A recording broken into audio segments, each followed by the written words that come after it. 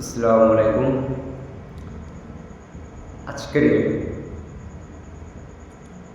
মাননীয় প্রধানমন্ত্রী এবং পশ্চিমবাংলার মুখ্যমন্ত্রীর কাছে একান্ত অনুরোধ যে সারা মদ মানুষকে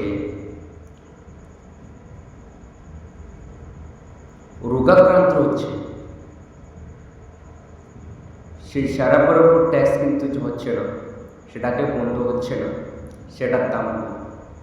আর যেটা মেডিসিন ওষুধ যেটা মানুষকে বাঁচবে তার উপরে ট্যাক্স, দিনের পর দিন ট্যাক্স, দিনের পর দিন ওষুধের দ্রব্যমূল্য বেড়ে যাচ্ছে, মানুষ অসহায় যাচ্ছে।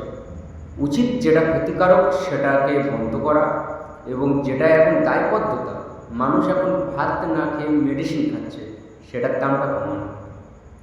এটা উচিত, এটা একটা প্রধানমন্ত্রী বা একটা ভালো মুখ্যমন্ত্রীর লক্ষণ হবে। এটা বর্তমান বাজারে মানুষের রোগ বেড়ে গেছে মেডিসিনকে